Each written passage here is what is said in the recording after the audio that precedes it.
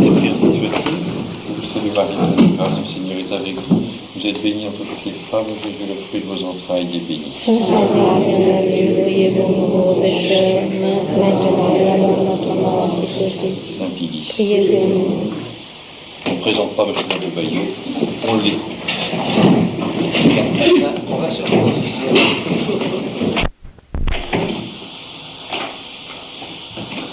Le propos que je vais tenir, peut-être pour une fois, pour la première fois,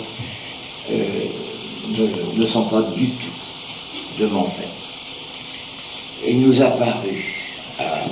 de Laurence, à moi-même et puis ceux qui l'ont connu, qu'on ne pouvait pas laisser s'ensevelir dans l'oubli l'œuvre considérable et parfaitement cachée d'un homme éminent, l'un des plus grands bénédictins de son ordre et du XXe siècle certainement, c'était Don Guillou, qui a, avec une humilité toute bénédictine, accumulé une œuvre énorme dans les feuillets, à ce moment-là simplement polycopié, une petite feuille de chou qui paraissait périodiquement, je ne me rappelle plus la périodicité, et qui contenait une sorte de revue de tout ce qui s'était passé dans le monde pendant la période qui venait de s'écouler, et avec un commentaire spirituel, politique, de la plus haute volée. C'était un homme d'une humilité parfaite, d'une simplicité extraordinaire et d'une érudition incomparable.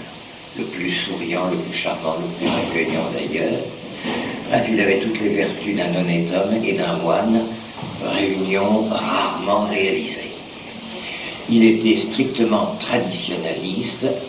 Pour le dire, situé d'un mot, il a, pendant une partie de sa vie, été professeur à École. Je l'ai connu, il y a ça très très longtemps, j'étais encore au séminaire, c'est vous dire que on ne sait plus très bien si c'est avant ou après le Concile de Trente. On était à ce moment-là déjà dans des affrontements entre le pouvoir politico-militaro-civil, vous voyez qui je peux désigner, et les jeunes gens. Et c'était au moment de l'affaire du complot des soutanes qui a suivi de peu la libération, vous vous rappelez peut-être.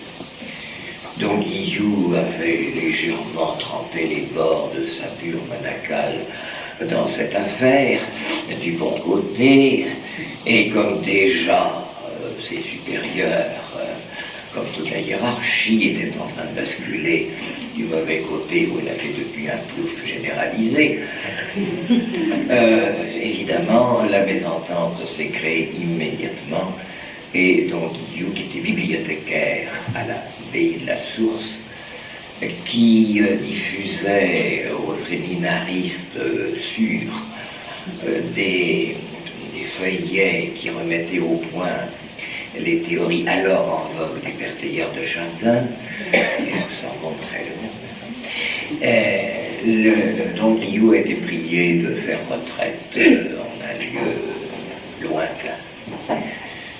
Alors, à partir de là, si mes souvenirs ne sont pas inexacts, il a été un moine qu'on pourrait appeler gyrovague, et il a été, il a tout de suite reconnu l'éminence transcendante de Monseigneur Lefebvre, il s'y est rallié, il est allé à Écône, et puis ensuite, je l'ai retrouvé beaucoup plus tard, dans les tout derniers jours de sa vie, au prieuré de Nice, où non pas les bords, mais les angles vents de sa mur monacale avaient abrité des malheureux abominablement persécutés, et où il a continué à écrire des choses merveilleuses. Et là, tout de même, il a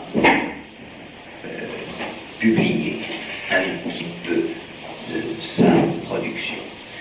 Et vous l'avez lu sans doute, car vous avez tous acheté, bien sûr, l'ouvrage illustré sur Monseigneur Lefebvre et la messe, et le texte central de cet album de photographie de la messe et de textes choisis, réalisé par notre ami Philippe Edui, le texte fondamental, central de cet ouvrage sur la spiritualité de la messe et de Don Guillaume. C'est un cristal de théologie et de spiritualité. Et quelques jours avant de mourir, il était torturé par des maux physiques que la médecine était incapable de guérir. Il était couché toute la journée, il avait quelques heures où il pouvait s'asseoir en souffrant le martyre.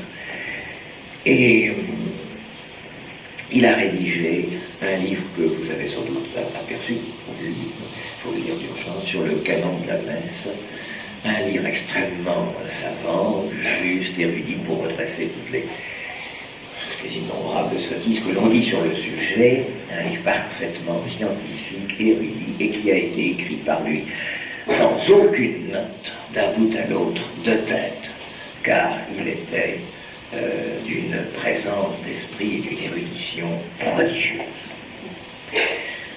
Je ferai usage, dans la dernière de ces conférences que nous lui devons, d'un ouvrage qui avait paru chez notre ami Wittmann sur Versailles et plus spécialement le symbolisme du château de Versailles, à commencer par sa chapelle.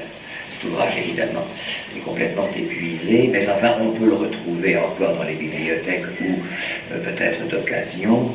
Le reste de son œuvre a entièrement disparu. Je crois qu'il en reste en tout au moins 3 collections, au moins que certains le recèlent encore dans des greniers ou dans des armoires. Et il y en a une à École, il y en a une à Nice, et il y a la mienne que j'ai donnée pour qu'on en fasse de meilleur usage. Je ne l'ai même plus. Et dans cette pile de feuillets épais, mal fichus, c'était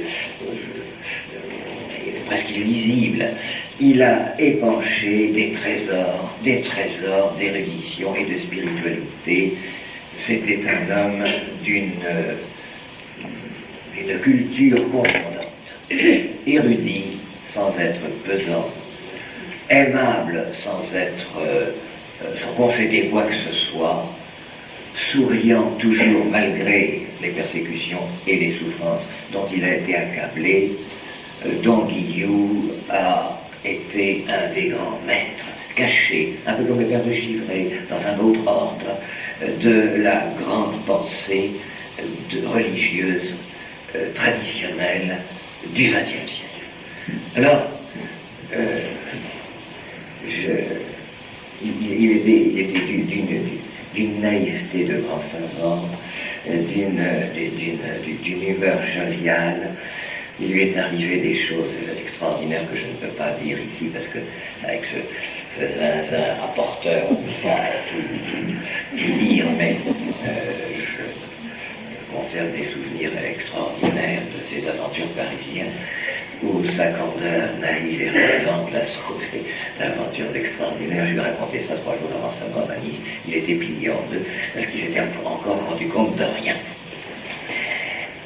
Don Guillaume a donc écrit, bon an, mal an, pour intéresser les rares lecteurs, les nouvelles de chrétienté, tel était le titre de cette revue.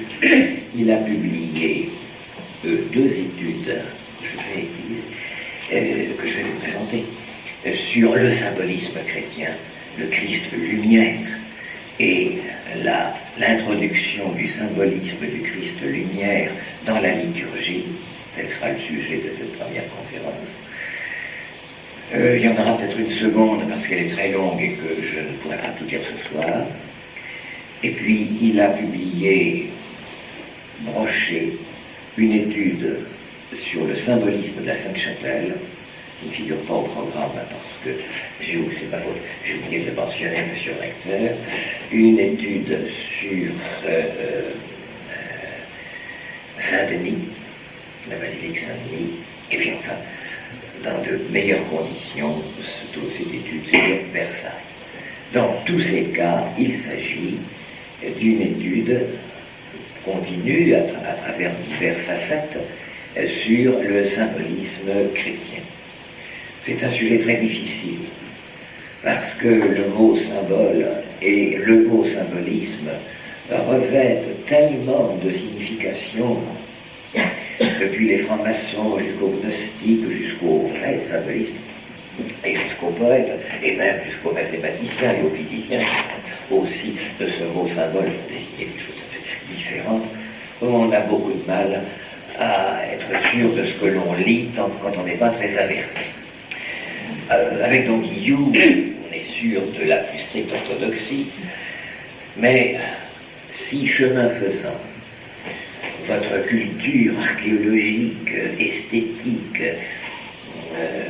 spirituelle rencontre des échos, comme on me le signalait tout à l'heure, d'ouvrages très intéressants, mais moins sûrs doctrinalement, ceux de Jean Anny par exemple, et j'en passe. Le sujet, évidemment, demande que tout le monde se retrouve et dise la même chose, mais pas de la même façon et pas avec le même arrière-plan. Alors n'ayez pas peur, ce n'est pas des emprunts à une spiritualité ou à un symbolisme plus ou moins frelaté, c'est simplement parce que le sujet demande que on se côtoie, on ait le même vocabulaire pour dire à peu près la même chose, mais dans un esprit pas forcément le même. Don Guillou, avec beaucoup d'humilité, cite ses sources, mais naturellement il y a apporté beaucoup. Il cite un ouvrage de Don Lemarié, qui était bénédictin à Kergonan et qui a publié dans la collection Lex Orandi la manifestation du Seigneur. Il utilise aussi, mais avec toutes les réserves qui s'imposent, un ouvrage d'Amable Audin sur les fêtes solaires qui avait paru aux Presses universitaires de France. Et puis, naturellement, tous les pères de l'Église, toutes les liturgies, tout un monde dans lequel on entre quelquefois avec timidité, parce qu'on a l'impression d'entrer dans une forêt touffue. Et c'est vrai d'ailleurs. Voici comment il présente son ouvrage, car c'est un véritable ouvrage, n'est-ce pas, et qui, je répète, et c'est le dernier mot de présentation, qui sommeillerait jusqu'à la fin des temps dans les feuilles qui vont s'abîmer, parce qu'ils doivent être papier d'après la guerre, de 50, des années 50. Et mon travail va consister tout simplement à pratiquement vous lire ce qui devrait être publié, bien sûr, mais qui faute de moyens financiers, faute d'un public suffisant, enfin de ce qui fait qu'on peut publier un livre, ne le sera sans doute jamais. J'avais donné ma collection pour qu'on en extrait tous les beaux passages et que ce soit publié dans une anthologie des plus beaux textes de Don Guillou. Ça fait des années que je l'ai proposé et ça ne se fait pas. Hélas, hélas, hélas, on publie bien d'autres choses qui sont bien plus légères, même sur ce sujet-là, mais Don Guillou reste dans l'impact pratiquement c'est inédit. Alors je vais, et je répète, c'est pas du tout de la fausse modestie, je n'ai aucun mérite, aucune part, je suis son porte-parole, c'est la voix de l'au-delà, c'est une voix d'outre-tombe, il faut bien qu'il y ait quelqu'un pour le dire, puisqu'on ne peut pas le publier, l'écrire. Alors je suis simplement, ce soir, un haut-parleur dont la voix gratte un peu, c'est l'âge et le climat où je suis maintenant, et qui va essayer d'exhumer le sucre, l'élixir de la pensée du révérend père Don Guillou, qui faisait partie de la chouannerie vendéenne, qui avait toutes sortes d'attaches dans tous les bons combats, il en était, avec la discrétion. Un dernier mot quand même, et c'est un post-dictum, pour vous le situer. Cet homme qui avait, comme les grands érudits du Moyen-Âge, une encyclopédie dans la tête, puisqu'il était capable d'écrire un livre à main levée, sans recours à aucune bibliothèque. sec, qu'un document, et c'est un livre de précision, pas la moindre hésitation, la moindre bavure. Ainsi procédaient les grands ancêtres du Moyen-Âge, Saint-Thomas et autres. Pas tous les fichiers à leur disposition, hein, c'était là. C'était un esprit du même ordre. Et entre le moment où il a quitté Cône et le moment où il s'est installé au prieuré de Nice, il y a eu un trou dans sa vie. Plus exactement, il s'est installé dans cette région du Haut-Nice, dans la vallée du Loup, vous connaissez.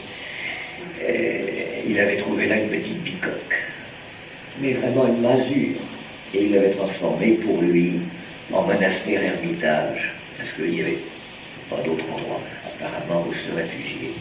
Et là, un des visiteurs rares qui est allé le surprendre m'a raconté que Don Guillot tout seul, dans cette masure, aux heures de la nuit, où un moine récite l'office choral, Don Guillot se relevait, revêtait la grande coule monastique, se rendait devant l'autel dérisoire de cette masure et chantait tout seul, tout l'office, en le saluant, exactement comme on le fait à Solène ou ailleurs.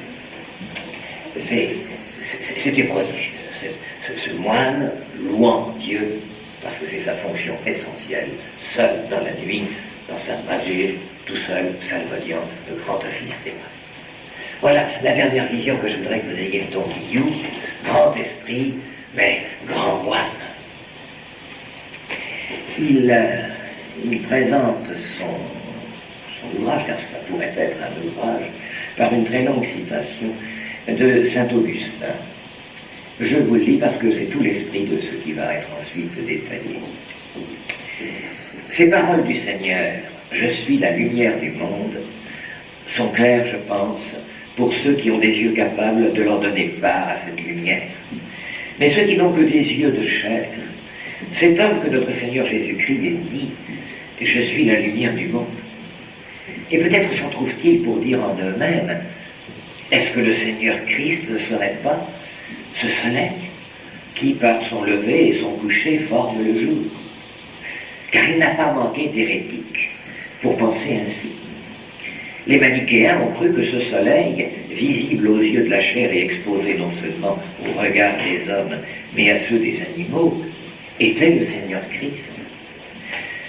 Cependant, la vraie foi de l'Église catholique réprouve une telle fable et y reconnaît une doctrine diabolique. Et non seulement elle le reconnaît par sa foi, mais par la discussion, elle en persuade tous ceux qu'elle peut. Réprouvons donc cette erreur, que dès l'origine anathematisa la Sainte Église.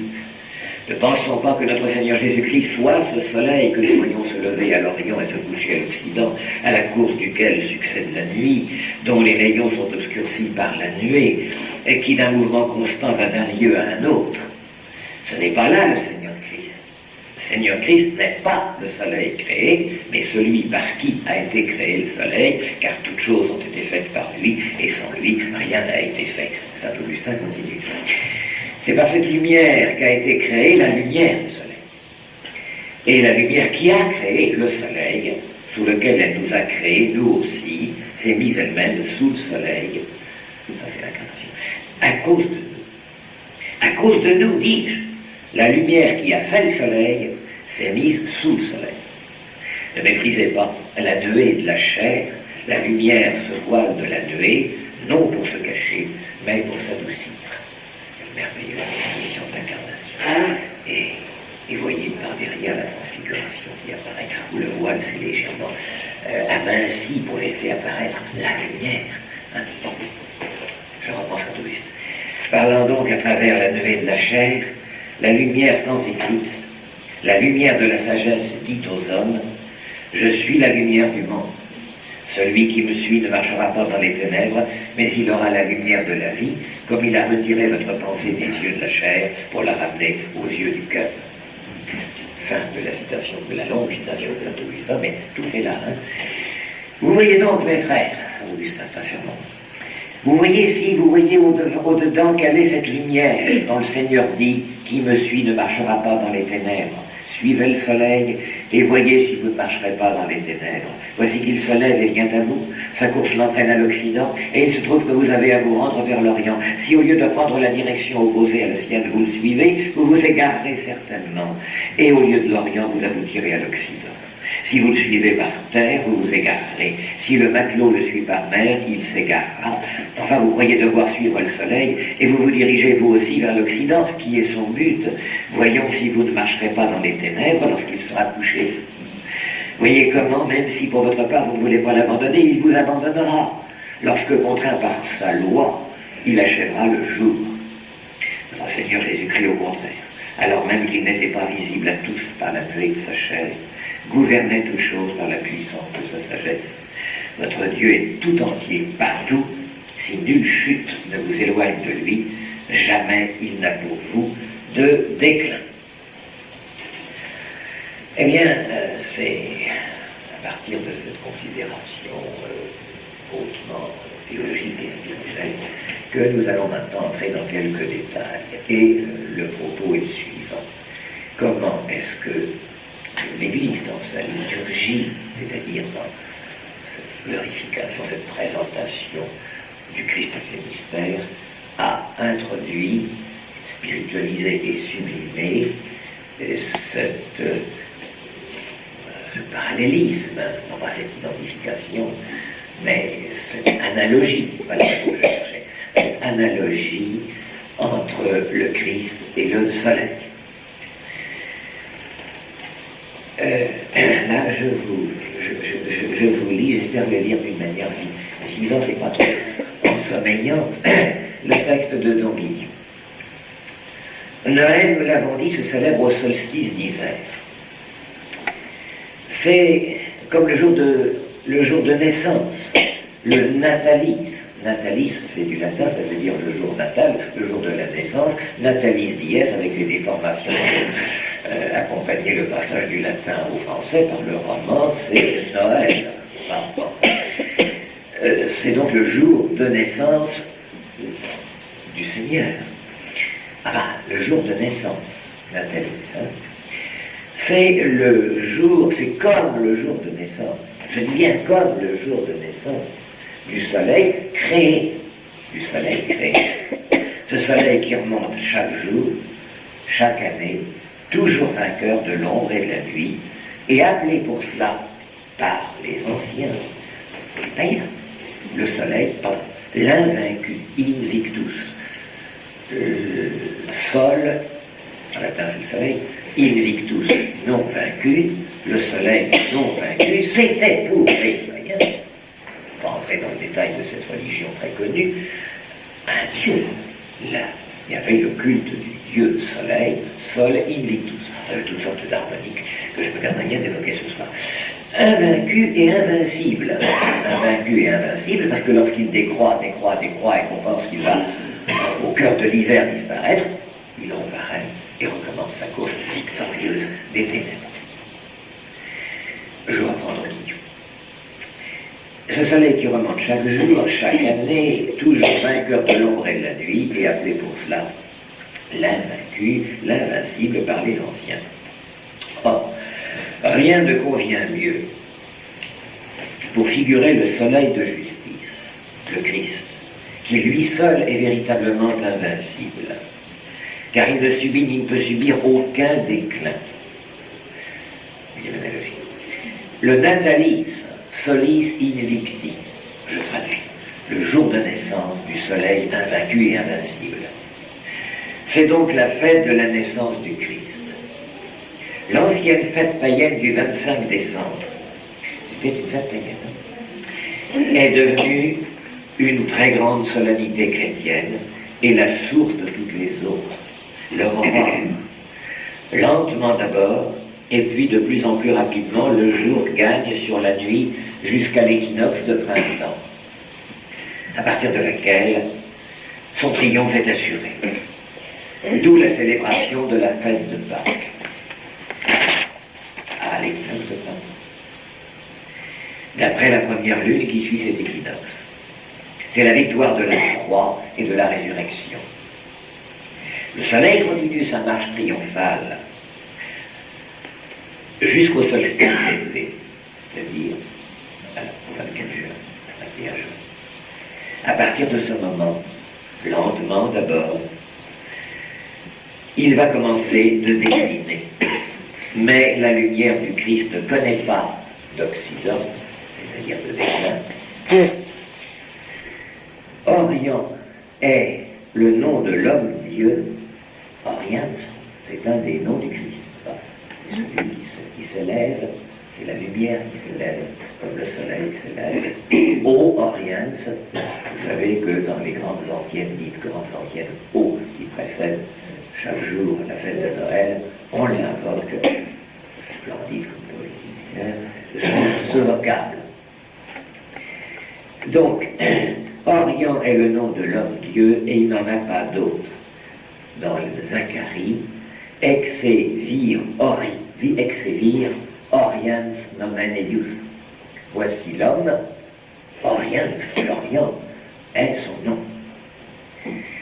Alors, en ce solstice d'été, fête, toujours païenne, ce n'est plus le Christ que nous fêtons, mais la naissance du précurseur, Saint Jean-Baptiste. C'est pour ça qu'on met la fête de Saint Jean-Baptiste le 24 juin, parce qu'il a dit il faut qu'il croisse et que je diminue. Alors sa lumière va diminuer depuis le solstice d'été jusqu'au solstice d'hiver, où va apparaître celui qui l'a annoncé en s'abaissant et en décroissant, le soleil, l'homme-dieu, qui va recommencer son cycle ascensionnel. Alors les amis, à deux pôles opposés de l'écliptique, du plan de l'écliptique où se déplace le soleil. Et donc, ce n'est plus le Christ que nous fêtons le 24 juin, mais la naissance du précurseur, Saint Jean-Baptiste, car le dernier des prophètes et le plus grand représente l'Ancien Testament. Une fois le Christ venu, Saint Jean-Baptiste déclare, c'est à lui de croître, à moi de diminuer. Ceci est dit de Jean-Baptiste sur lui-même, mais Saint Jean-Baptiste est ici représentant de l'Ancien Testament, l'Ancienne Alliance, qui va maintenant céder le pas à la Nouvelle Alliance, qui est représentée, incarnée, annoncée, réalisée par Jésus-Christ. Vous voyez que dans cette répartition chronologique le long du cycle solaire, vous avez toute une théologie de l'homme-dieu qui croit, qui apparaît, qui ne déclinera pas.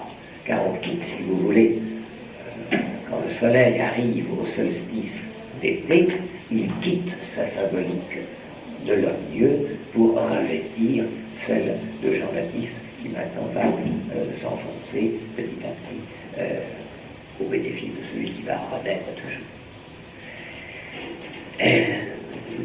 D'où la fête du 24 juin, la fête du 25 décembre, celle de la naissance du Christ, reçoit donc tout son sens par la fête du 24 juin, celle de la naissance de Jean-Baptiste.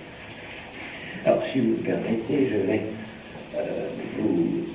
ces choses-là sont très concrètes, parce que c'est un calendrier, mais c'est peut-être plus commode quand on les voit. Je vais me hasarder à faire un petit schéma au tableau. Ce sera mal fait, vous m'excuserez, mais c'est peut-être plus clair.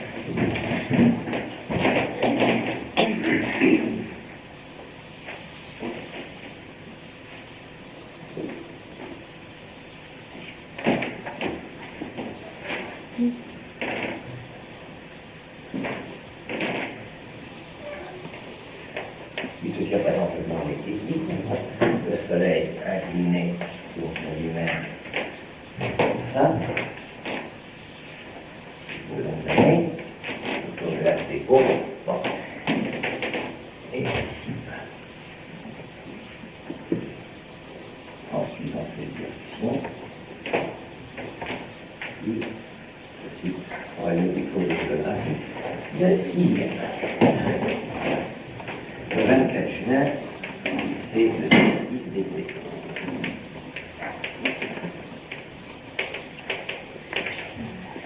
Le 25 décembre, bref.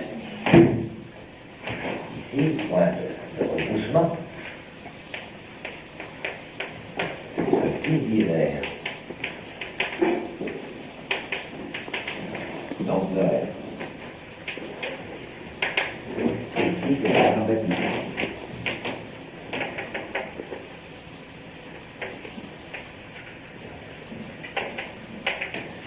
La répartition, vous voyez, des fêtes de la vie terrestre du Christ se trouve ainsi placée dans en contrepoint du cours du soleil qui n'est, vous voyez, que son expression lumineuse et symbolique.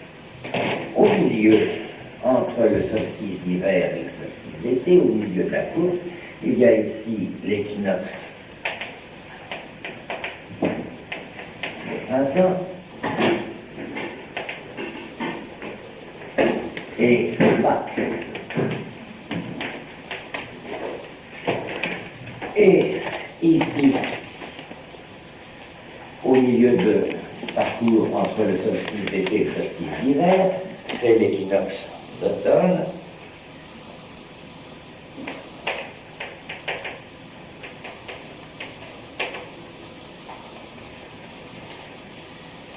C'est le 21 septembre, mais on a mis dans cette semaine, dans cette période-là, la fête de Saint-Michel, le 21.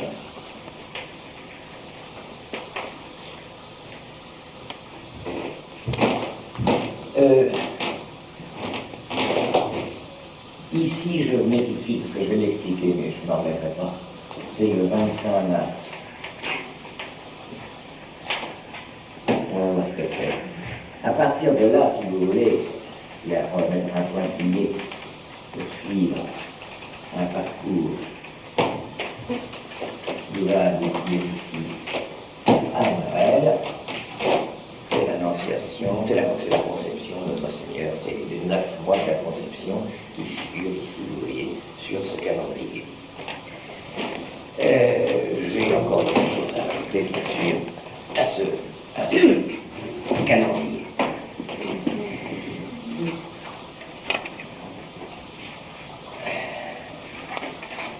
Je reprends. Tout ceci, dit-il, je viens de vous dire, est bien connu. On sait aussi que le 25 mars, qui correspond à peu près des fêtes de printemps, est une fête solaire car elle est fixée d'après la date de Noël. Notre Seigneur ayant été conçu 9 mois avant sa naissance, il faut donc remonter pour fixer la date de sa conception, 9 mois avant Noël en suivant l'itinéraire du soleil, divisé en 12 mois, bien sûr. Et on arrive ainsi à la date du 25 mars qui précède de 9 mois le 25 décembre. C'est évident. Et ceci est encore très parlant parce qu'on estimait autrefois le premier, parce qu'en ce jour on estimait autrefois le premier de la création, c'est une nouvelle lumière qui descend parmi nous.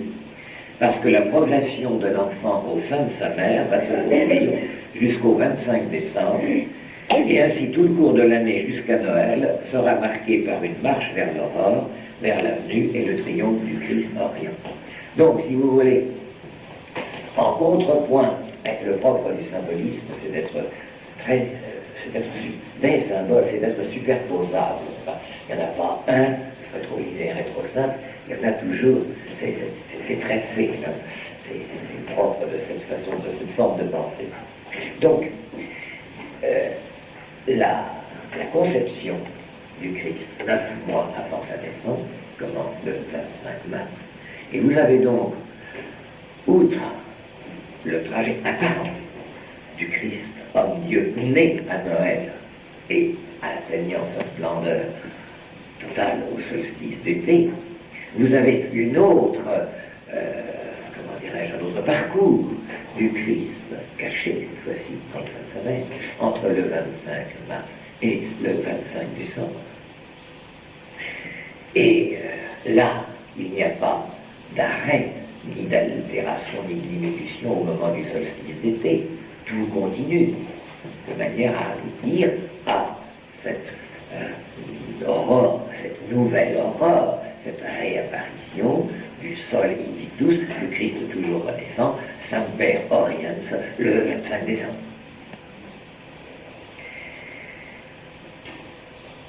Donc, notons encore que la fête du 29 septembre à l'équinoxe de l'automne est significative. C'est marqué.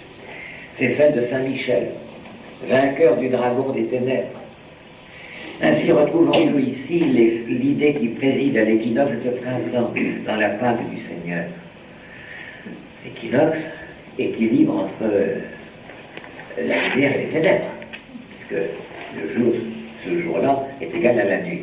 Enfin, ces deux jours-là. Hein. Bien, c'est la pure astronomie élémentaire. À partir de ce moment-là, où la nuit va commencer à s'allonger par rapport au jour, où dépasser en durée, hein, et où c'est le jour qui va l'emporter. Alors, la lumière triomphante des ténèbres, c'est Pâques, c'est la résurrection. Mais, lorsque les ténèbres semblent l'emporter, on a mis à l'entrée de ce tunnel, où les ténèbres semblent l'emporter sur la lumière, le vainqueur du dragon, le vainqueur du prince des ténèbres, c'est-à-dire Saint Michel. Et c'est pour ça que sa fête se trouve située à peu près au solstice d'automne. Donc Guillaume l'explique beaucoup mieux, je ne saurais le faire. Ainsi retrouvons-nous ici l'idée qui préside à l'équinoxe de printemps dans la Pâque du Seigneur. Mais elle nous rappelle que la victoire remportée par l'archange à l'origine des temps n'était qu'une image de ce qui allait être réalisé définitivement par le Fils de Dieu. Car la vraie victoire sur le démon, évidemment, c'est le Christ qui la remporte. Il a été donné un temps au dragon, au démon, de triompher et d'enfermer en quelque sorte le monde sous la loi du péché, dans les ombres de la nuit, par la victoire de Pâques. Attends, victoire de la lumière. Nous sommes assurés qu'il ne peut plus vaincre, nous sommes assurés que celui qui, le matin, se levait, astre brillant, fils de l'aurore, et qui disait en son cœur, je monterai sur les sommets des nues, je serai semblable au Très-Haut, parole dans Isaïe attribuée à Lucifer, n'est-ce pas, est condamné à descendre dans les profondeurs de l'abîme. Pour les amateurs, Isaïe chapitre 14, verset 10. Comme le soleil après l'équinoxe d'automne. Mais cette chute du démon qui a travaillé à entraîner avec lui les hommes sera définitive. Car vous voyez, ce sont des images, comme toutes les images qui expriment l'invisible et l'infini, elles sont forcément partielles. Et ça colle à un temps, mais pas totalement. C'est comme quand on essaie de faire coïncider une sphère avec un plan, ça gondole. Eh bien, de la même façon, les images qui ici sont présentées suggèrent, représentent, font penser qu'on utilise les phénomènes de la nature pour mettre l'esprit dans la direction des réalités spirituelles, divines, mais naturellement, il y a un moment où le guide va continuer sans moi. Le dragon est condamné à l'éternité de destruction, ou tout au moins de châtiment. Bon. On a remarqué en outre, il continue donc Guillaume, que le signe zodiacal de septembre est la balance qui convient à l'ange chargé de peser les armes après le sort et à la fin des temps, pour achever le rassemblement dans la victoire du Christ de tous ces élus qui brilleront comme le soleil dans le royaume du Père. Matthieu chapitre 13, verset 43. Et que la victoire de l'agneau à l'équinoxe de printemps est sous le signe du bélier. On pourrait faire. Voilà un aperçu, si vous voulez, je crois, de cette présentation par Guillaume, de ce symbolisme solaire. Vous voyez, nous sommes là au cœur même des mystères de la religion, vu à travers l'utilisation que très judicieusement, adaptant les vieux mythes et les vieilles religions païennes, périmées, dépassées, qui crèvent comme la peau d'un serpent qui mue, va permettre d'arriver à des vérités cette fois-ci promises, qui étaient en train d'éclore depuis des millénaires et qui apparaissent là.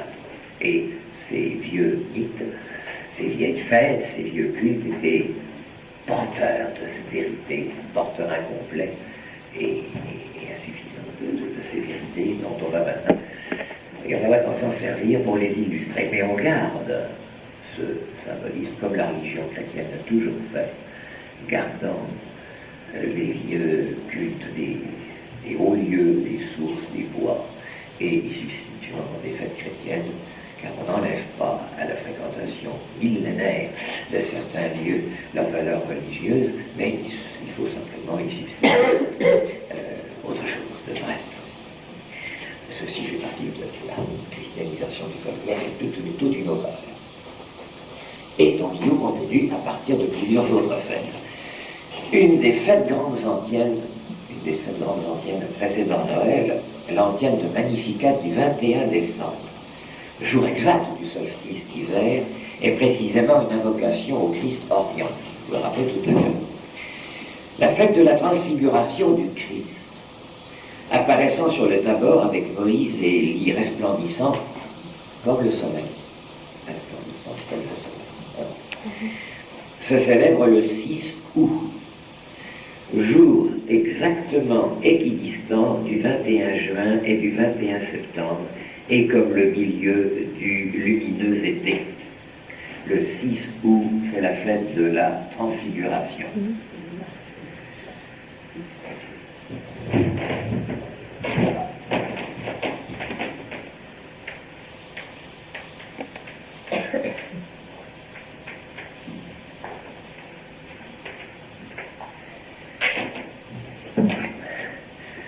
Ça me surprend ça, n'est-ce pas? Il est écrit nulle part dans l'Évangile quel jour a eu lieu cet événement. Par repère chronologique. Alors, comme il faut le célébrer, on a choisi des dates qui ont une signification, qui sont porteuses du sens même de la fête. Lundi à août, le 15 août, qui correspondait autrefois aux Ides, les divisions du mois romain en non-Ide et Calende, n'est-ce pas? Correspondait autrefois aux Ides de ce mois, c'est-à-dire au 13, était la fête des dieux, que M. Amable Autain, dans son livre sur les fêtes solaires, nomme les dieux du double pilier ou encore de la porte du soleil. Ce sont les Dioscures ou les Gémeaux. Janus bifrons ou Géminus. Janus, Janua, Diane, la lumière. Dont le nom vient sans doute de Diane et dont la fête se célébrait ce jour-là. Or, ces divinités solaires, les fêtes des Gémeaux, le 13 août, c'était une fête solaire, se trouve supplantée par la Vierge Mère, qui s'appelle Yahwa, Janua Cheli, si vous voulez, Janua Seli, la porte du ciel. On a mis la fête de la Vierge le 15 août. Pourquoi? Tout simplement parce que c'est substitué. Elle, qui est la porte du ciel, a une fête de la porte du soleil, qui était une fête païenne, la fête des Gémeaux, c'est-à-dire les Dioscures. Les deux jumeaux, si vous voulez.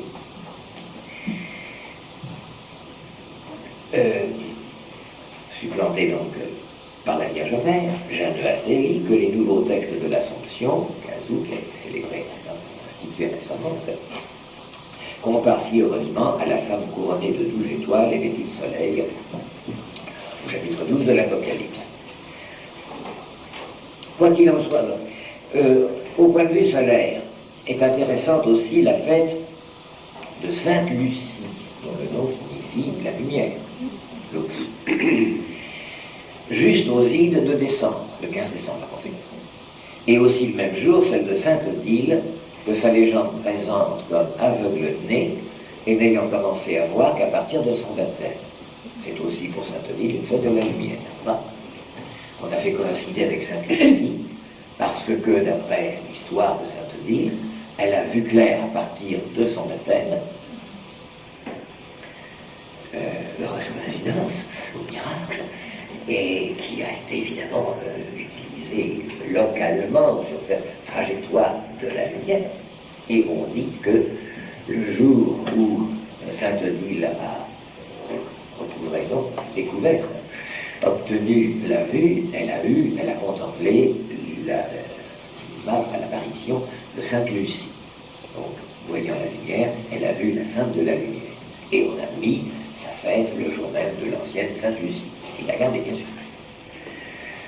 La fête de l'Immaculée est également bien située le 8 décembre, ainsi que l'antique fête de l'Expectatio Partus, c'est-à-dire l'attente de la naissance, le 18 décembre. Nul doute en tout cas n'est possible, nous semble-t-il, pour la fête solsticiale d'hiver de Saint Thomas l'apôtre, qui a lieu le 21 décembre. Saint Thomas était célèbre par son incrédulité. Bon, vous savez. Et 2 fois, l'évangéliste Saint Jean le désigne par son nom grec, Thomas ou Didyme, Didymos. Et Didyme signifie jumeau. C'est la traduction du mot, traduction grecque, du mot hébreu. Thomas, qui en hébreu signifie le jumeau. Bon. Il semble bien être fêté ce jour-là, où l'on chante aussi l'antienne Ô Oriens, pour annoncer la venue du soleil de Noël, et lui, l'incrédule, pour nous faire entendre en ce jour le plus sombre de l'année, c'est la nuit qu'il est beau de croire à la lumière. On a mis le 21 décembre. Pourquoi le 21 décembre? Parce que c'est le jour où, astronomiquement, il fait le plus sombre, où le soleil a l'apparition la plus courte, où la nuit est la plus longue, et où donc le désespoir de l'homme spectateur est à son comble. Jamais le soleil n'a été si bas, jamais la crainte n'a été plus grande. Alors, on a mis ce jour-là la fête de l'incrédule. C'est la nuit qu'il est beau de croire à la lumière. Et il annonce, si vous voulez, sa fête annonce l'apparition, pour constater, toucher de la lumière aujourd'hui.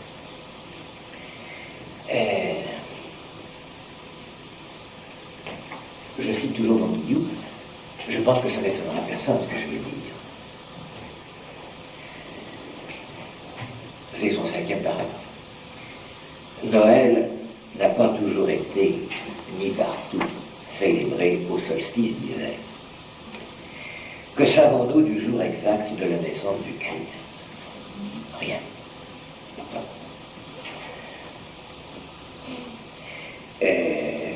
Le seul indice, très faible, c'est qu'il y avait des bergers dans les champs cette nuit-là, et par conséquent, il ne devait pas faire très froid. Et par conséquent, oui, comme ces déductions sont faibles, et hasardeuses, il ne devait pas, s'il ne faisait pas très froid, il y avait des bergers dans les champs, donc il ne faisait pas très froid. S'il ne faisait pas très froid, c'était pas l'hiver. On ne sait pas, on ne sait rien du tout. Hein. Y a-t-il eu une tradition orale? Elle est complètement perdue, on ne sait pas. Mais voici ce que dit Don Le Marier sur les manifestations du Seigneur dans ses mystères lumineux. Il est le prédécesseur de Don Guillou sur ce sujet. Dès le IIIe siècle, cependant, on a cru pouvoir préciser le jour même de la naissance du Christ. C'est ainsi qu'une tradition égyptienne, dont Clément d'Alexandrie est le témoin, l'a fixé au 20 mai. Il est assez surprenant par ailleurs de constater dans les anciens documents des liturgies orientales, georgiennes et arméniennes plusieurs mentions à semblable date, 18 ou 19 mai. De fait, ayant un rapport étroit avec la naissance du Seigneur, telle la fête des innocents et la fuite en Égypte. L'énigmatique synaxe, c'est-à-dire assemblée, qui au 40e jour après Pâques, notre jeudi de l'Ascension, réunissait le peuple de Jérusalem dans la basilique de la Nativité à Bethléem, s'expliquerait si on y voyait la mémoire de l'incarnation. Il y avait une réunion, ce jour-là, une fête traditionnelle. Tous les gens pieux de Jérusalem, les chrétiens de Jérusalem, se rendaient à Bethléem dans la basilique de la Nativité, le jour de l'Ascension. Nous avons ensuite, on ne sait pas pourquoi, il y avait une cérémonie. Alors c'est peut-être un vieux souvenir un jour de la naissance de notre Seigneur. On ne sait pas. Je pense que quand je disperse en disant cette vérité première, chacun sait bien que c'est une date parfaitement incultique. On sait davantage de choses sur sa mort et grâce au Saint-Suaire, à sa vie posthume, que sur sa naissance. Le récit d'Éthérie, une pèlerine à Jérusalem, bien connu, et qui nous rapporte cette coutume de l'église de Jérusalem à la fin du IIIe siècle, ne signale malheureusement pas l'objet précis de cette célébration. Ce n'était pas l'Ascension, qu'on ne dissociait pas encore de la Pentecôte, Était-ce le souvenir historique conservé depuis 2 siècles dans les communautés palestiniennes? Des considérations symboliques auraient-elles joué ici encore, comme plus tard lors de la fixation de la nativité au 25 décembre et 6 janvier? Les documents actuellement connus ne permettent pas de conclure. Il faut également mentionner, quoiqu'elles aient un intérêt moindre, les déductions aussi ingénieuses que fantaisistes de certains auteurs du IIIe siècle, selon lesquels le monde ayant été créé à l'équinoxe de printemps, il convenait que la naissance du Christ, début de la nouvelle création, coïncida avec ce jour.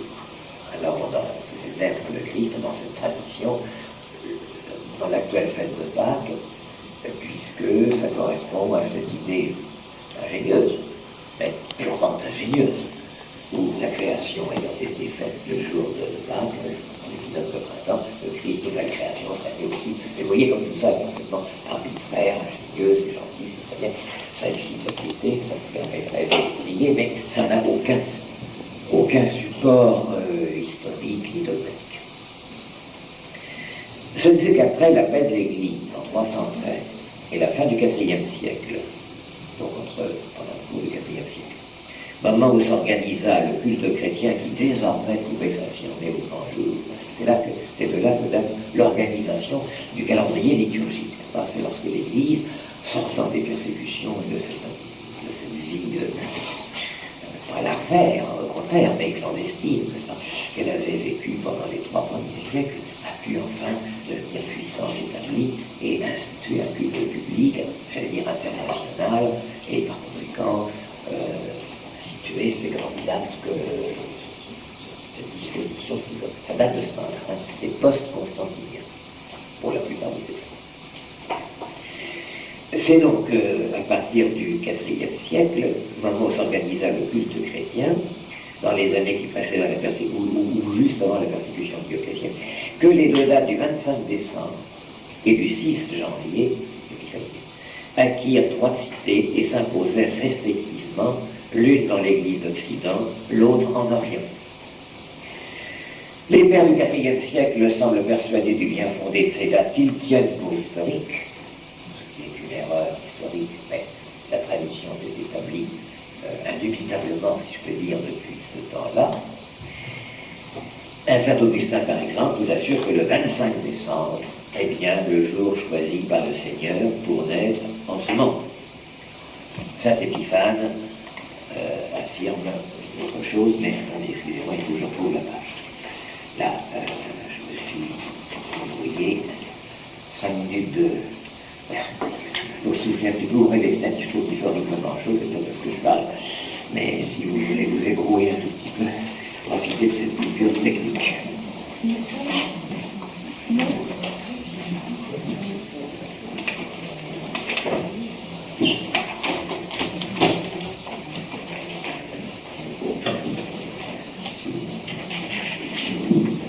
Si on enregistre, il faudrait peut-être pas couper une petite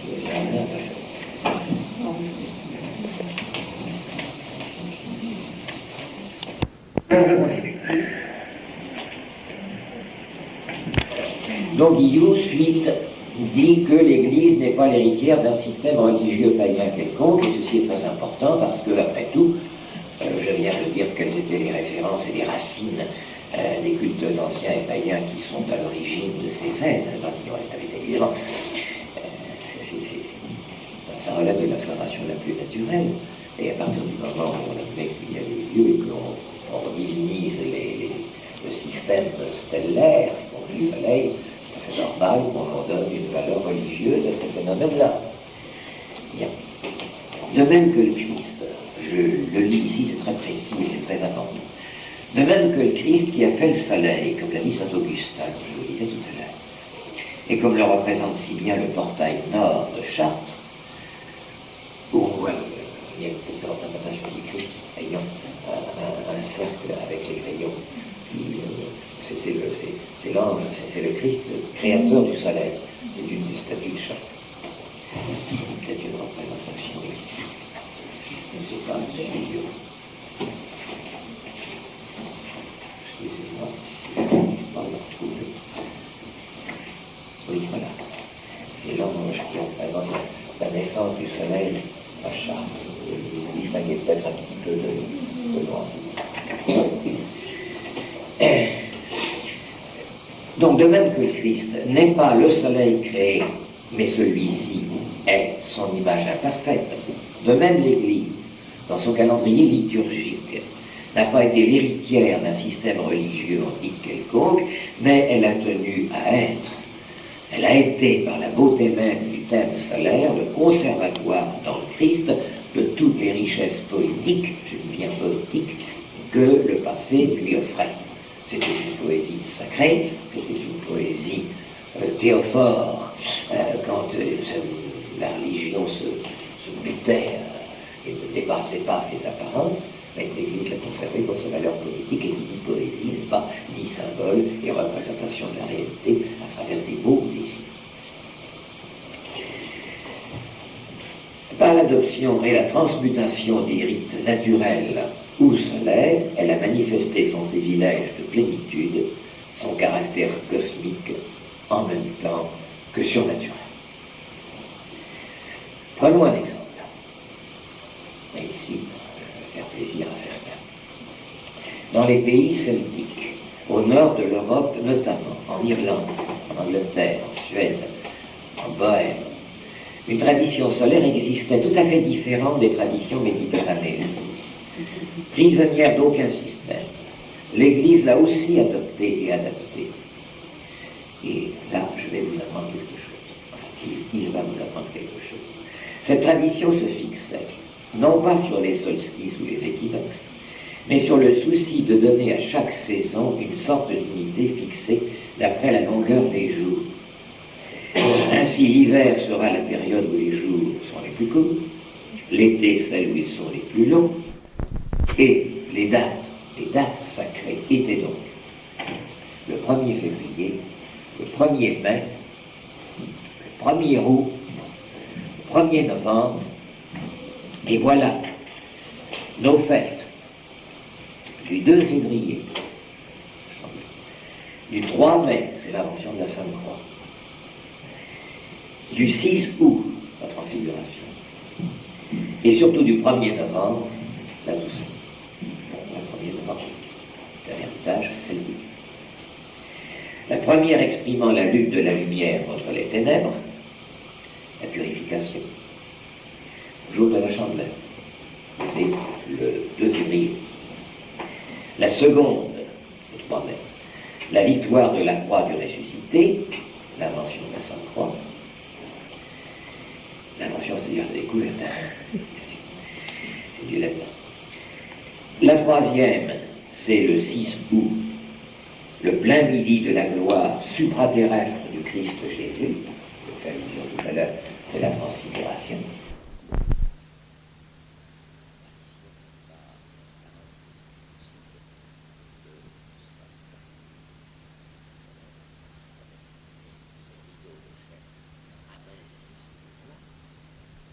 Et la dernière, la plus simple, la réunion de tous les élus dans cette gloire, alors que, à la fin du monde, le soleil terrestre sera un incident définitif. Alors, vous voyez, je superpose ce schéma celtique qui a d'autres repères, donc d'autres dates qui viennent prendre place sur ce schéma plus ancien dans nos régions et dans l'Église. Mais l'Église a adopté et adapté cette tradition qui venait d'ailleurs, elle l'a fait entrer avec des raisons symboliquement religieuses et correspondant au fait qui était ainsi évoqué dans le système total, qui est donc bivalent. Non pas ambivalent, mais bivalent par ses origines. Il y a une tradition méditerranéenne et une tradition celtique. Donc là, dans notre calendrier, pas tel qu'il est là au tableau, vous avez la tradition ancienne. Et je viens d'évoquer, je suis ajouté, je ne me rappelle pas, les 4 saisons avec leurs dates initiales qui viennent des pays du Nord. Je continue toujours le paragraphe 7 donc. La date évoquée ici, à l'instant, du 3 février, du 2 février comme une date solaire n'est pas la raison déterminante de la fixation de la fête. Mais c'est la fixation de Noël au 25 décembre. Vous voyez comme tout cela, et ce recours est symbolique, et ça n'est pas arbitraire, car tout cela repose sur un compute de la lumière et de son cycle, qui est adopté par un cours solaire, le cours du soleil, le cours solaire, dans la tradition méditerranéenne, et qui est adopté par la classification, le découpage des saisons dans une perspective autre. Mais comme c'est toujours le même soleil qui termine les saisons, il est évident que ça va finir par tomber juste tout ça. Il y avait donc une fête le 2 février. Mais qu'est-ce qu'on y a mis? Et c'est là que la conjonction des deux traditions romaine, méditerranéenne et celtique va jouer. C'est la fixation du 25 décembre, de Noël au 25 décembre, qui explique l'attribution de telle célébration au 2 février. 40 jours après la naissance, selon le rituel juif, l'enfant devait être représenté au temple. Donc, il y a là troisième superposition, une représentation d'un cycle solaire, une date charnière de tradition celtique et une célébration anniversaire, tout au moins un rite qui correspondait à un rituel juif auquel le Christ a été soumis, la présentation au temple 40 jours après la naissance. C'est une coïncidence, mais qui est tout à fait explicable. Une autre coïncidence explique les deux fêtes de l'Épiphanie et de Noël. Pourquoi l'Épiphanie et pourquoi Noël? Ces deux fêtes qui sont, vous savez, dans les églises occidentales ou orientales qui se chevauchent, qui se succèdent. On sait que l'année lunaire compte 354 jours, celle du Soleil 365 écarts.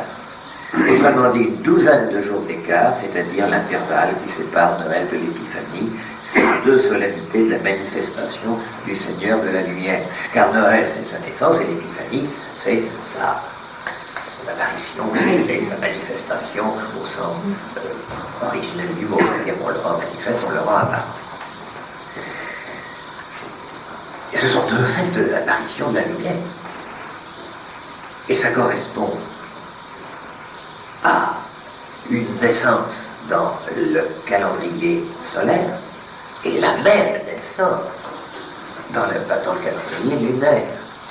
Alors comme on avait les deux, et que suivant les civilisations, on se reportait à une chronologie solaire ou une chronologie lunaire, ceux qui avaient la chronologie solaire, les Occidentaux, n'ont pas pu refuser quand même la même fête, célébrée un peu plus tard par les autres, ceux qui avaient un calendrier lunaire, et ils l'ont adapté en lui donnant un autre nom, jour de naissance, jour de la manifestation. Mais qu'est-ce que c'est que la naissance, sinon la manifestation de la lumière venant dans ce monde? Ça joue sur les mots, là. Et il est bien dit dans l'Évangile que les bergers sont venus, et les mages, sont venus adorer l'enfant à sa naissance. Alors on a réparti. Hein. Ça ne veut pas dire que les bergers, que les mages, pardon, sont arrivés 12 jours après pour adorer l'enfant qui venait naître dans la crèche. Mais on célèbre cette manifestation au monde, représentée par les mages, le jour de cette apparition dans un calendrier lunaire, alors qu'on célèbre l'apparition de la lumière venant dans ce monde avec les bergers. Il faut bien qu'il y ait des témoins, alors on les a répartis comme ça, les mages pour la naissance de l'Épiphanie, les bergers pour la naissance de Noël, et comme ça, c'est le même phénomène, au sens philosophique du mot, l'apparition de la lumière dans le monde, avec les témoins que l'Évangile rassemble et que la liturgie ici répartit. Hein. Mais naturellement, ça n'a pas de valeur chronologiquement historique. Vous voyez, ce sont, suivant le calendrier solaire lunaire, je répète, l'apparition du Christ dans le monde, suivant un calendrier ou un autre, avec les témoins de rapport l'Évangile. Hein. Et on les a distingués. semblerait que l'Église ne veuille rien laisser échapper. C'est la conclusion de vous voyez, c'est ce que vous pensez tous. Il semblerait que l'Église ne veuille rien laisser échapper des diverses traditions pour les rapporter toutes au Christ. Et ici, il insiste sur les trois fêtes célébrées, les trois mystères célébrés le jour de l'Épiphanie. Je le soit, dira-t-on, mais l'Épiphanie célèbre à la fois trois miracula, des choses merveilleuses, c'est pas des miracles, mais ce sont des choses étonnantes. Trois choses merveilleuses, l'adoration des mages, le baptême du Christ et les noces de Cana où l'eau fut changée en vin. Soit, ceci n'est qu'une confirmation de plus. Écoutez bien, de la souplesse poétique avec laquelle l'Église a assumé et transformé l'héritage antique du thème de la lumière. Dans la tradition antique et pré-christique de l'Orient, et spécialement de l'Égypte, l'épiphanie chrétienne n'est pas appelée la fête de l'apparitio lucis, l'apparition de la lumière, en raison seulement de l'étoile que les mages ont vue à l'Orient et qui annonçait dans la nuit le lever du soleil, mais à cause du baptême de Jésus et des noces de Cana aussi. En effet, dit M. Amablodin, à l'époque alexandrine, les Égyptiens, après quelques jours de deuil, à l'époque alexandrine, c'est-à-dire avant le Christ, bien sûr les 300 ans qui ont suivi, qui s'étendent entre, faut-il le rappeler, entre la mort d'Alexandre et la fête. Donc en plein paganisme. À l'époque alexandrine, les Égyptiens, après quelques jours de deuil consacrés à Osiris, le soleil qui meurt au solstice d'hiver, inhumaient rituellement l'effigie du dieu. Les journées suivantes étaient consacrées à la quête d'Isis, vous savez, essayez de rassembler les morceaux. Et le 5 janvier, la déesse enfantait le nouvel Osiris, Harpocrate, dieu du soleil naissant, dans la tradition égyptienne. Ce jour de liesse était celui où, selon une tradition rapportée par l'évêque Épiphane, l'eau du Nil, incarnation d'Osiris, se muait en vin. De plus, le feu, principe du soleil, ne peut produire la végétation et la vie qu'en pénétrant les eaux. Ceci est très important, parce que vous allez voir qu'à partir de ces réflexions, vous allez comprendre les rites qui se déroulent encore de nos jours dans les fêtes du jeudi saint, les fêtes de Pâques, les fêtes de la nuit de Pâques. Le feu, principe du soleil, ne peut produire la végétation et la vie qu'en pénétrant les eaux, qu'en se mêlant à elles, qu'en les purifiant en quelque sorte pour les rendre fécondes. L'eau en elle-même est stérile. Le soleil les brûle. Mais le soleil traversant les eaux et donnant une purification et une valeur fécondante à l'eau produit la vie. Rappelez-vous, dans le baptême, un rapprochement très lointain, vous avez l'eau du Sphale et le cierge, qui a une explication historique, mais qui a aussi cette valeur de rapprochement que la lumière et l'eau produisent, sont si vous voulez, contemporains de cette production de la vie nouvelle qui vient de se produire, car le baptême, c'est pas essentiellement le lavage du péché originel, c'est l'infusion de la vie divine. C'est ça d'abord le baptême. Et l'eau n'est pas, dans le rite du baptême, contrairement à ce que les gens croient, une évacuation du péché, une eau de lavage, lessive. C'est fécondé par le soleil qu'est le Christ, la production de la vie nouvelle, de la vie divine, de la vie surnaturelle, dans l'âme du baptisé. Ce qui a pour effet, bien sûr, c'est d'évacuer le péché originel. Sur l'eau du baptême, c'est une eau de fécondation, et pas une eau de lavage. Alors, ici, je reprends. Le feu, principe du soleil, ne peut produire la végétation et la vie qu'en pénétrant les eaux. Quand ce que je viens de dire a été rappelé hier par M. Rouge dans une émission de Radio Courtoisie, je ne sais pas si vous l'avez entendu, à propos du baptême de Clovis, et du baptême en général. Le baptême d'Elvire a été assumé par Clovis, tout était dans les dans les baptistères, la pleine immersion. C'est pas une immersion planage. Et les gens sortaient de là nus parce qu'ils étaient beaux de cette nouvelle vie qui venait compléter et parachever la vie naturelle qui était là, et ils étaient dans l'innocence d'Adam et d'Ève, tels qu'ils sont sortis nus et beaux de la main du Créateur. Il faut être tordu comme un bourgeois sclérosé du siècle dernier pour dire « Oh, il était tout nu !» Le principe du soleil ne peut produire la végétation et la vie qu'en pénétrant les eaux, en se mêlant à elles, en les purifiant en quelque sorte pour les rendre fécondes. La victoire du Dieu soleil a pour effet de libérer les eaux pour s'unir à la terre et donner fleurs et fruits. Le feu doit se servir de l'intermédiaire eau. Le bain du Dieu soleil, générateur par ses épousailles rituelles avec la terre, s'exprimait par le miracle des fontaines vineuses. À Théos, par exemple, existait une source qui devenait vineuse lors du mariage du dieu Dionysos, et Pline racontait une histoire semblable à propos d'une source d'Andros, vineuse le 5 janvier. On en citerait également beaucoup d'autres. Curieuse, dit Don Quixote, on l'avouera, est la réunion dans notre épiphanie de tous ces thèmes antiques transfigurés. Noces, feu, bain, changement de l'eau en vin et étoile annonciatrice du soleil. Tout cela étant groupé dans cette fête riche de plusieurs sens, de plusieurs symbolismes récoltés, agglutinés et unifiés par cette continuité qui est assurée maintenant par l'histoire du Christ. Mais on a groupé ce jour-là. Il n'y a pas de calendrier pour les noces de Cana. On n'a pas retrouvé les faire-part et la date. C'est pas en 5 minutes. Hein? Alors, vous voyez pourquoi on l'a mise là.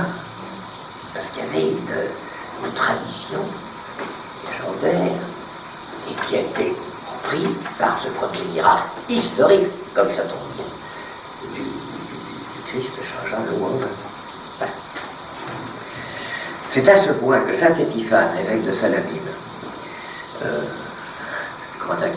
le premier grand inquisiteur de l'histoire, pense que les païens auraient institué ces fêtes solaires du 5 janvier pour concurrencer la solennité chrétienne. Et voilà. Il n'en est rien, bien entendu. Toutefois, il faut noter que c'est en effet le culte solaire qui a opposé la dernière résistance au christianisme. Sylvac, cette figure type de latin des païens, était pontife de Vesta et du soleil, Curial d'Hercule, Isiaque, grand prêtre de Mitra. Hercule n'est pas dans le syncrétisme. Déjà l'écuménisme, les fausses religions.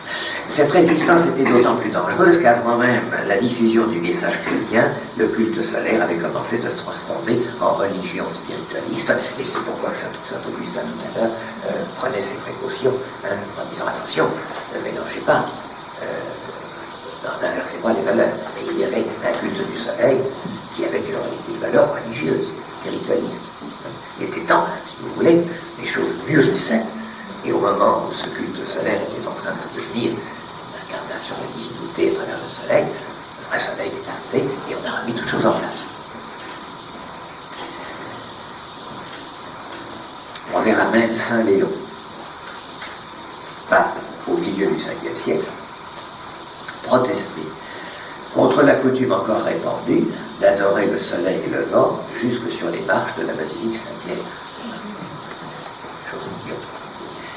Mais, continue Don Quixote, quel besoin Épiphane avait-il de jouer au plus fort en affirmant qu'à l'épiphanie chrétienne aussi se produisent pareils miracles imaginaires dans les sources et dans les fleuves.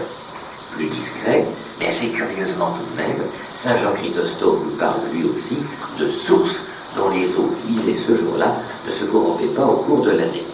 Et Monseigneur Rupp, que peut-être les plus âgés d'entre vous ont connu, a raconté avec grâce la légende de Saint Marcel, évêque de Paris, lorsqu'il était enfant, à qui l'on demanda, d'après Venance Fortuna, au VIe siècle, d'aller puiser de l'eau à la Seine pour la messe de l'Épiphanie, c'était pas prévu à ce moment-là, à la cathédrale Saint-Étienne. L'eau qu'il y avait puisée se changea en vin. Peuple de Paris, dit Monseigneur Rupp, si déraciné, hélas, et si peu conscient de ta vraie grandeur, pourquoi ignores-tu qu'un jour du passé, tes ancêtres ont vu l'eau de la Seine changée en vin par Saint Marcel avant de devenir le sang du Christ par la consécration de l'évêque? Prodigieuse enchaînement, n'est-ce pas? L'eau de la Seine se transforme en vin et le vin devient ensuite le sang du Christ. C'est merveilleux.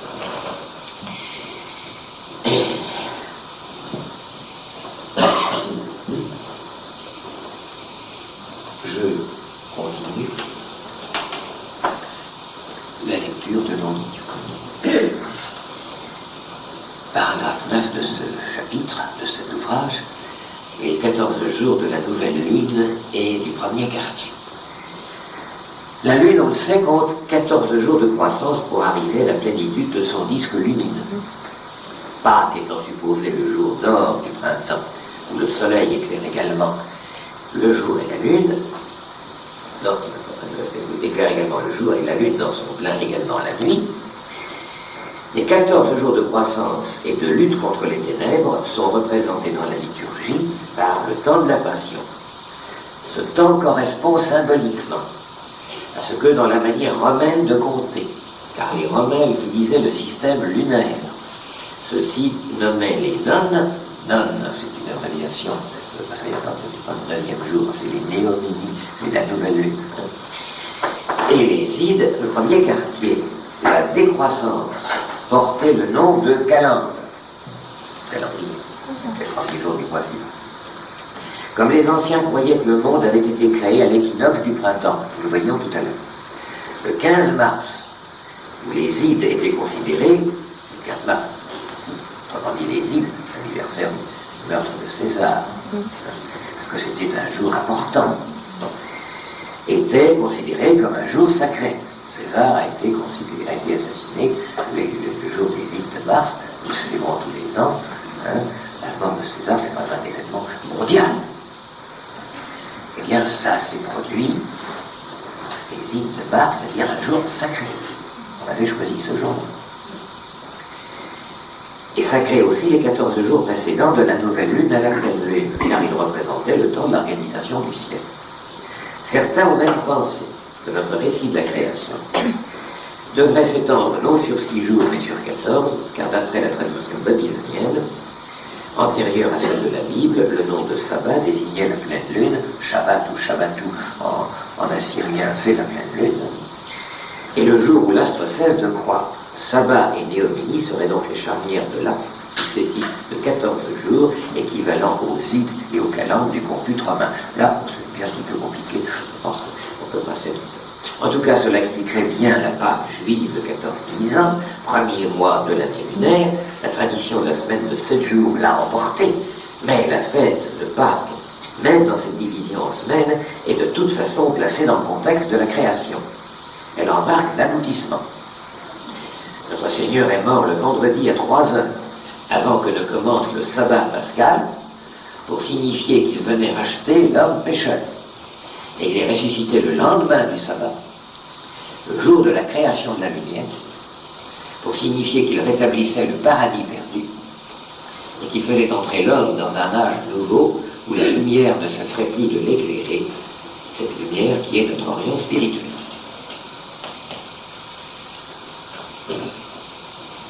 Là, j'avais arrivé au bout de vos thèmes.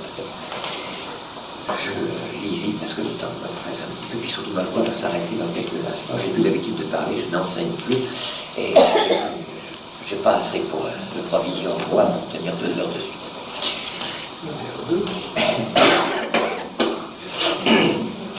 Le jour du soleil et le jour du Seigneur. Non, monsieur, je vous en prie, ça ira, ça viendra. On connaît les difficultés et presque les schismes que provoqua la fixation de la date de Pâques dans les premiers siècles chrétiens, tant cette chose avait d'importance.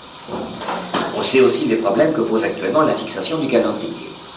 Pâques devant, dans cette nouvelle manière de compter, être un jour fixe. Enfin, c'était un projet. Une seule chose paraît certaine, c'est que Pâques sera toujours, quoi qu'il advienne, un dimanche. Parce que c'est un dimanche que le Christ est ressuscité. Parce que c'est ce point que l'Église du Christ a imposé, en contradiction avec les usages juifs que certaines églises avaient adoptés. Cette règle, solennellement proclamée et maintenue, veut respecter la coutume apostolique qui consacre au Christ lumière, le victorieux ressuscité, le premier jour de la semaine, dimanche. Celui qui fut à l'origine le jour de la création de la lumière. Le dimanche, au jour du soleil, Sunday comme disent les Anglais, Sonntag les Allemands, reste donc le premier jour de la semaine, car après le Christ comme avant, la succession du temps divisé en groupes de 7 jours, selon le schéma traditionnel, subsiste. Mais on a appelé aussi le dimanche le 8e jour. Et par là, on a voulu signifier que le soleil de Pâques ne peut pas avoir de déclin, que c'est une nouvelle lumière qui s'est levée sur le monde et dont le soleil créé n'est qu'une image. L'image subsiste jusqu'à la fin des temps, mais chaque retour semainier du jour du soleil est désormais placé sous le signe du soleil spirituel et véritable, annonçant la résurrection générale et la victoire définitive inaugurée par la Pâque du Christ. Le dimanche est à la fois le premier jour de la semaine, parce que la figure de ce monde demeure jusqu'à la fin des temps, mais il est aussi le 8e, car il annonce chaque semaine qu'il viendra un jour où le soleil créé ayant disparu régnera pour toujours le soleil éternel quand la rédemption sera achevée. Les cieux nouveaux, la nouvelle terre seront éclairés par l'agneau. Merci. Ça fait très conférence.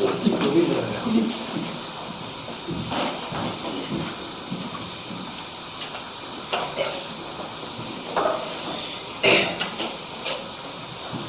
Donc, je reprends. C'est très important, cette histoire du 8e jour. Hein. Alors, ce sera un dimanche éternel.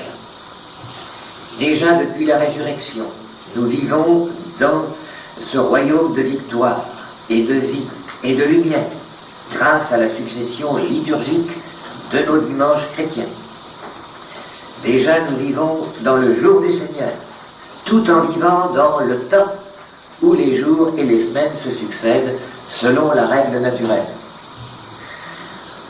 Au point de vue, j'allais dire cosmique et intelligence du mystère des rapports du temps et de l'éternité, c'est extraordinaire. Enfin, la semaine se déroule du premier jour dimanche jusqu'au samedi pour signifier que nous sommes encore dans le temps et sous le régime du soleil physique. Mais le 8e jour, qui est le jour où le soleil incréé subsiste après la disparition, le jour du soleil du dimanche, pas du soleil normal, du soleil stellaire. Alors là, nous sommes dans le jour du Seigneur éternel, c'est-à-dire la rédemption et l'illumination par le soleil incréé de nos vies de sauvés et de baptisés et par conséquent de sauvés. Une superposition, vous voyez, de deux systèmes où le temps et l'éternité s'emboîtent dans cette nomenclature, mais qui est beaucoup plus qu'une simple étiquette, cette suggestion d'un temps naturel dans les 7 jours de la semaine, commençant dimanche, jour de l'apparition du soleil, création de la lumière, et se continuant dans le dimanche postérieur au dimanche ordinaire, qui est le dimanche du soleil incréé, le soleil de l'éternité. Et c'est notre soleil, c'est notre jour, puisque nous sommes déjà dans la lumière incréée, tout en vivant dans la lumière créée.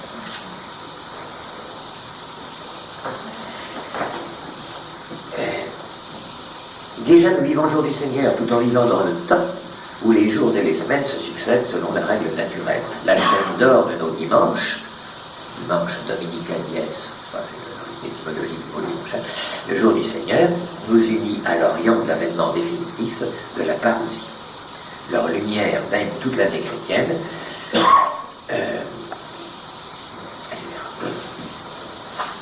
Et enfin, je vais terminer avec son 11e paragraphe sur la fête du soleil qui est Pâques. Pâques, c'est notre jour d'or chrétien. La représentation à l'Orient de la chapelle de Versailles de la résurrection et de l'ascension du Sauveur transfigure et transfère dans le domaine du véritable soleil qui est le Christ tout le symbolisme solaire du château. Avec Louis XIV avait construit son château pour être une théologie de la monarchie solaire, que l'essentiel de ces symbolismes solaires du château de Versailles se trouve concentré dans la chapelle du château. Et au cœur même de cette chapelle, vous avez ceci.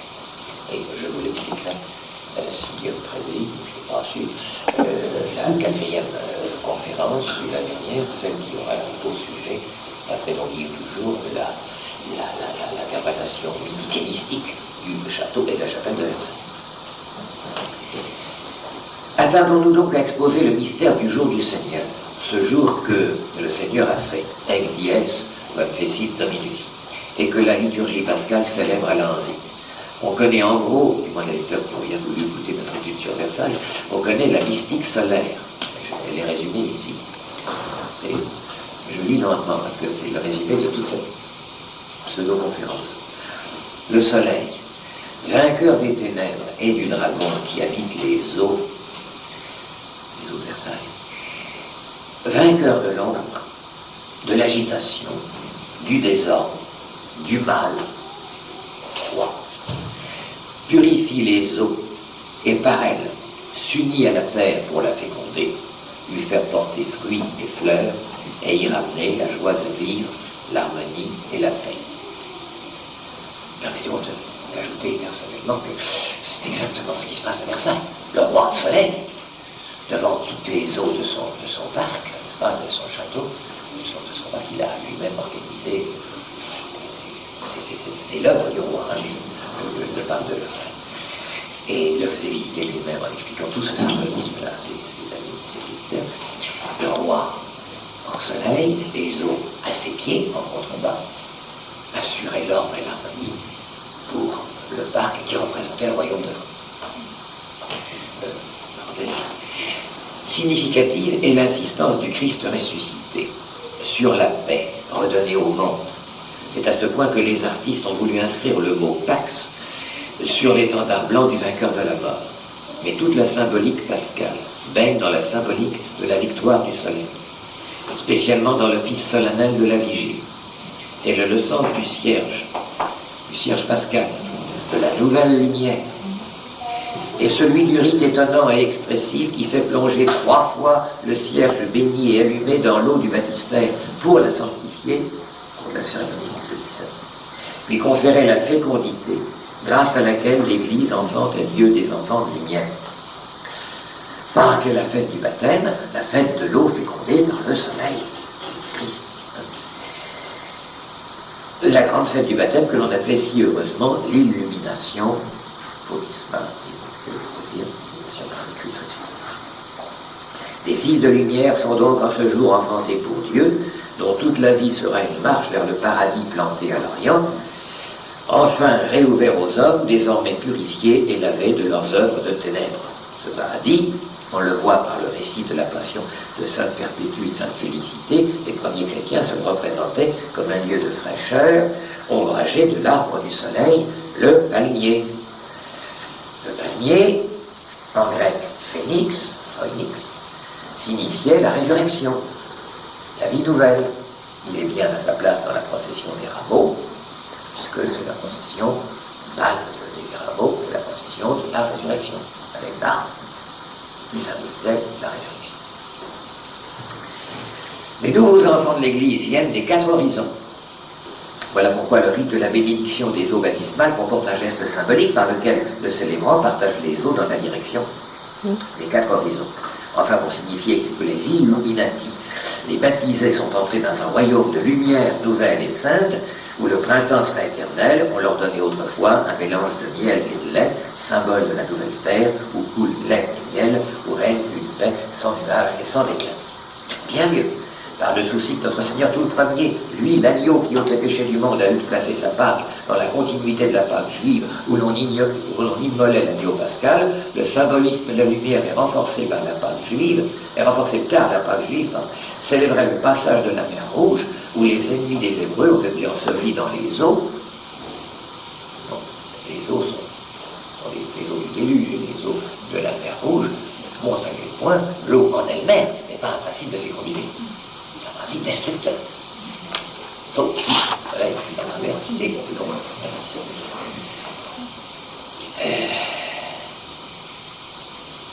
Où les ennemis des Hébreux ont tombé dans les eaux et définitivement vaincus, et où les Hébreux ont, selon saint Paul, été baptisés dans l'eau et dans le feu, car une nuée resplendissante les précédait. La nuée resplendissante était de l'autre côté. Les Hébreux n'ont pas, les Égyptiens n'ont pas le droit. Alors ils ont été brûlés. Ainsi ont-ils pu gagner la terre promise et constituer sur la terre à eux concédée le peuple de Dieu. Il convient de signaler ici que d'après la tradition, c'est à Beth-Bara où le Christ fut baptisé que les Hébreux traversèrent le Jourdain pour pénétrer dans la terre promise. La tradition affirme aussi, et si c'est là une légende, elle est symptomatique, que c'est lac Élie, dont le nom rappelle celui du soleil, en grec Hélios, se serait élevé au ciel. Je ne suis pas très sûr de la page, je crois qu'il y a le mot. Pas très sûr, parce que Hélios est du grec Élie, je serai élevé au ciel à partir de ce lieu sur son char de feu, qui est un char solaire.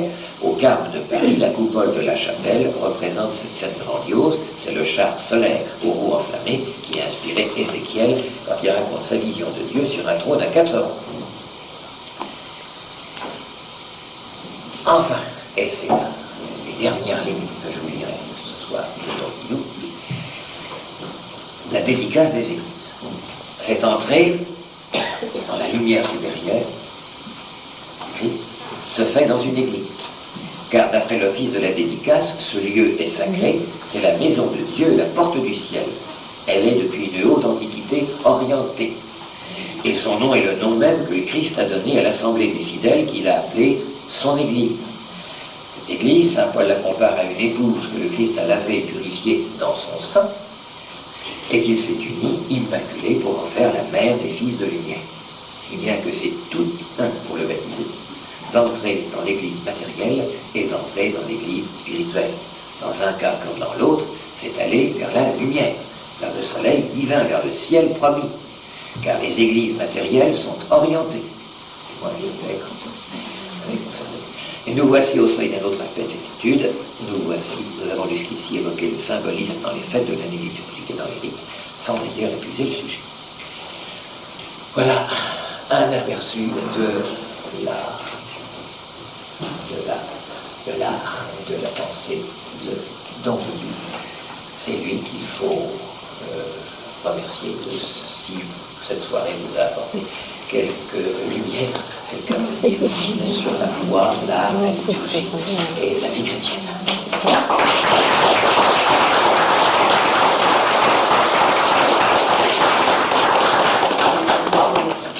Merci pour les gens. C'était très clair. Oui, c'était. Monseigneur, vous n'êtes pas l'évêque de Monaco? Oui, il a été l'évêque de Monaco.